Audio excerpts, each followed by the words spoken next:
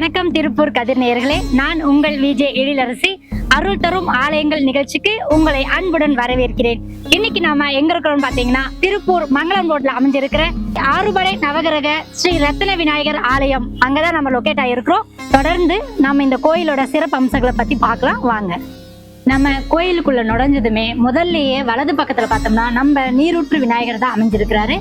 இவருடைய சிறப்பு அம்சம் என்னன்னு பார்த்தோம்னா, நம்ம என்ன ஒரு கோரிக்கை வச்சாலும், நம்ம மனசுல வேண்டிக்கிட்டு என்ன ஒரு கோரிக்கை வச்சாலும், நம்ம மார்கழி மாசம் அந்த 30 நாளுமே அவருக்கு தண்ணி ஊற்றி வழிபட்டோம்னா நம்ம எல்லா விதமான தடைகளையும் நீக்கி நம்ம கோரிக்கைகளை ஏற்று நம்ம வேண்டுதலை நிறைவேற்றி தர்றதுதான் நம்ம நீரூற்று விநாயகருடைய ஸ்பெஷல். நம்ம எந்த ஒரு செயல் செஞ்சாலும் அதை பிள்ளையார் சொல்லி போட்டுதான் தொடங்குவோம். அதே மாதிரி நம்ம எந்த ஒரு தொழில் தொடங்கினாலும் சரி, எந்த ஒரு நல்ல காரியங்கள் செய்தாலும் சரி, முதல்ல நம்ம வழிபடுற கடவுள் பார்த்தோம்னா நம்ம விநாயகர் தான். அப்படியான ஒரு சிறப்பு மிக்க கோவில் தான் நவகிரக ஸ்ரீ ரத்ன விநாயகர் கோவில். இந்த கோவிலோட சிவாச்சாரியார் திரு செந்தில்குமார் ஐயா இன்னைக்கு நம்மளோட இருக்கிறாங்க. அவங்க கிட்ட தொடர்ந்து இந்த கோவிலோட பெருமைகளையும் சிறப்பு அம்சங்களை பத்தி கேட்டு தெரிஞ்சுக்கலாம் வாங்க.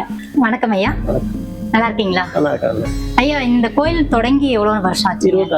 26 வருஷம். 26 வருஷமா இங்க பணிபுரிஞ்சிட்டு 25 வருஷம். நல்ல ஐயா, இந்த கோயிலோட சிறப்பு அம்சங்கள் இத பத்தி கொஞ்சம் எங்களுக்கு. சுப்பிரமணியர்ல 6 படை கேள்விப்பட்டிருப்பீங்க. இது விநாயகர்ல 6 படை. அங்க உள்ள மூலஸ்தானம் மாதிரி இங்கேயும் நல்லா இதாகிறது. மதுரை முக்குரணி விநாயகர் நினைத்த காரியத்தை நிறைவேற்றுபவர். ஆலத்து விநாயகர் விருதாச்சலம் கல்வியும் ஞானமும் அருள்பவர். கள்ளவாரண விநாயகர் திருக்கடையூர் மரணபவம் நீக்குபவர். செந்தூர விநாயகர் திருவண்ணாமலை அல்லல் தீர்ப்பவர். புல்லா பிள்ளையார் திருநாரையூர் ஞானம் அருள்பவர். துண்டி விநாயகர் காசி முக்திக்கு வழிகாட்டுபவர். அது மாதிரி இங்கே பிள்ளையார் கோயில் ரொம்ப விளையாடும். அது மாதிரி பிள்ளையார் உடம்புலேயே நவகிரகம் இருக்குது.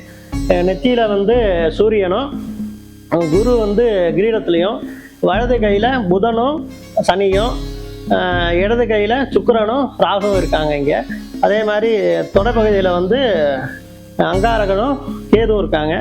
நாபி என்கிற வயிறு பகுதியில் நாபிக்கு கீழே சந்திரனன் இருக்காங்க. அதான் ரொம்ப விசேஷமான கோவில். சங்கரதத்தி ரொம்ப விசேஷமாக இருக்கும் மாதத்தில். சங்கரதத்தி விரதம் எப்படி இருக்கணும்னு கேட்டிங்கன்னா, காலையிலேருந்தே ஒன்றுமே சாப்பிடக்கூடாது. நைட்டு பூஜையெல்லாம் பார்த்துட்டு சந்திரனை தரிசனம் பண்ணிட்டு தான் சாப்பிடணுங்கிறது அர்த்தம். அதே மாதிரி சந்திரன் தெரியலனா கூட மறுநாள் காலையில் ஸ்நானம் பண்ணிவிட்டு பிள்ளையார தரிசனம் பண்ணிவிட்டு அதுக்கப்புறம் தான் சாப்பிடணுங்கிறது ஐதீகம்.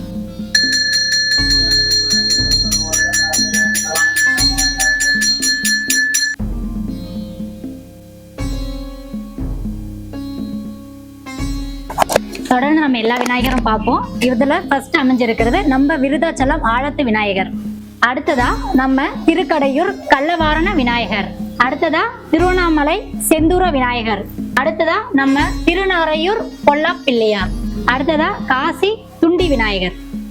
இந்த ஆலயத்தின் மூலவர் மதுரை முக்குரணி விநாயகர். திருப்பூர் நேயர்கள் மட்டும் இல்லாம இந்த வீடியோ பார்க்குற எல்லா நேயர்களுமே கண்டிப்பா லைஃப்ல ஒரு டைம் ஆகுது நம்ம திருப்பூர் SR நகர்ல அமைஞ்சிட்டு இருக்கிற ஸ்ரீ ரத்ன விநாயகர் கோயிலுக்கு லைஃப்ல ஒரு டைம் ஆகுது நீங்க போகணும். அவருடைய ஆசையையும் அருளையும் பெற்று போகணும் அப்படிங்கறதா எங்களுடைய ஆசை. நன்றி.